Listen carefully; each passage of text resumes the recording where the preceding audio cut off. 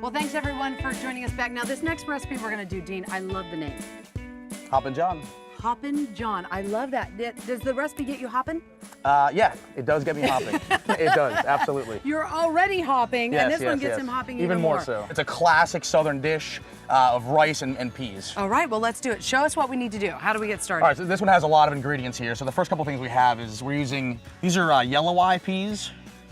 Traditionally, wow. Yeah, so you've heard of black-eyed peas, I'm Of sure. course. These are yellow-eyed peas. I'll be darned. These are an heirloom bean from California and really Love delicious. that. We also use, this is a Carolina plantation rice. This is a rice I bring in from South Carolina. It's an heirloom quality rice as well. It looks it's a short grain. It yeah. is a short grain. It's real sticky. All right. And you can see here, this is uncooked here. Yes. I would say it's like jasmine-like. It's real aromatic. Oh, good. It's a very aromatic rice. So substitute jasmine for yeah. it, okay? So these are them in their raw state. All right. I have some beans here that I've cooked. We cook our beans simply with lots of water, salt, bay leaves, chilies, Just onions, and easy. garlic. Yeah, very So, simple. For this recipe, then, we do have to bake our beans ahead of time. Make the beans ahead of time. A lot of people make their beans, they cook them al dente.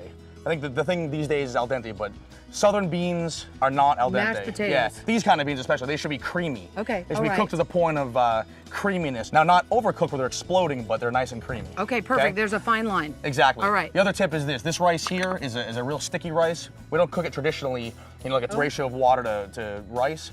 We cook it like pasta. You bring the water to a boil, you add the rice, and then drain it when it's ready.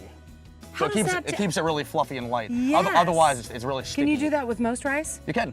Oh, I like that, actually. I Yeah, like that absolutely. a lot. Yeah, Okay. it's actually a great technique. So All right. people look at me like I'm crazy when I do it, but, No, but it I works like that, great. and I'm going to try that at home. All right, so we're going to start off with your some olive oil. All right. We used enough butter and cream in the last recipe, I suppose. Yes, so. we did. But you know what? Butter is flavor. You and I both know Yes, that. yes, So, it is. Yeah. Slice a little bit of this onion up, the garlic. Garlic. Am I cutting it for you? Just slice it up real quick. How many? 2? One's fine, actually. Real quick. Yeah. All the chefs always say real quick. Well, all Real of us quick. at home Did they don't say do that? it real quick. Excuse me, pardon my reach. No. What else did you add in there? Okay, this is celery and onion. Okay. We're gonna cook this quickly. Again, we wanna add a little bit of salt and pepper at the beginning because we want it to taste yummy. You want the garlic in there? Yeah, hit me. How Okay. about that? Oh, Nice. one left. Great. I like salt. Throw it over your That's shoulder. right. We got a little bit of, all Ooh. things in the South are spicy, sweet, salty, things like that. So love we got that, red Fresno chilies. Oh, nice. We're gonna sweat those down like that. And then from there, in goes the rice.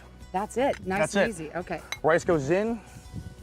Now, just like we did here and you saw Dean do, make your rice ahead of time. It's cool. You probably Right. want to add it cool anyway, And that's how right? at the restaurant we would do it is, if I was at home, I might do it in one pot. I'd cook the rice and beans together. But in this case, this works out really well. Yeah, You can do it ahead of time. You can plan for it a lot better. Or if you have leftover rice. Right, exactly. Use Which actually that. works out really well as well. Kind of like fried rice. Now, once that's all coming together, Oh, now what are we we're doing? gonna add in the peas here. Okay, so I'm gonna tell you, and a lot of folks at home, Dean asked for a slotted spoon today. And the reason being, now I know why, because you don't want really any of the Right, I like liquid. to keep it fairly dry. I'm gonna add a little bit of liquid to it. Okay. And you just bring it together. All cultures kind of have a rice and bean dish, you know what I mean? Yes. Cuba and all different parts of the countries, Sure. they all have a rice and bean dish. In the South, it's Hoppin' John. It could be red beans and It's rice in Hoppin' John. Louisiana, but it's Hoppin' John I in a lot of like other parts. that, So yeah. that comes together. We'll check seasoning on that, and then we're gonna put a little bit of fresh chives in there, and away we go. Don't tell me That's that's it. You know what? We're gonna back up a bit. Okay, I got ahead of myself. that's all right. We're gonna put this on real quick. How could I forget the pork? How could you let me forget the Yeah, pork? how could I? I was gonna can't ask you believe about that. this. I thought you were just gonna let me take that home. No, we're gonna add that in. Okay. The beauty of recipes like this is you can add these things at any time and have it not be a huge deal. Well, I think that you So- can even make that ahead of time and then do your pork the next day. I think so too. Okay, all right. So here we have two different porks. All right. This is a cured pork jowl that we use at the restaurant. We cure it and smoke it. It's a Berkshire pork jowl. Okay, now for us at home, what are we gonna do? Ham. Get some ham hock. Okay. Get some okay. ham hock, something All like that. Yeah. Yeah, and just cook it up. Yeah. Render it down a Can I little use bit. bacon? You can use bacon. Actually, that's what I have here. I have bacon and hog jowl because all good things should have pork in it, right? Absolutely. So let's imagine that this is all crisped up nice. Right. And I would then at that point add in all the other ingredients, bring it together, and then it would be done. All right, so could you do this and add it to that? Yeah, that's what I'm gonna do right now. Just watching him cook it, my mouth is watering right now. We're gonna go check in with the farmer. We'll be right back.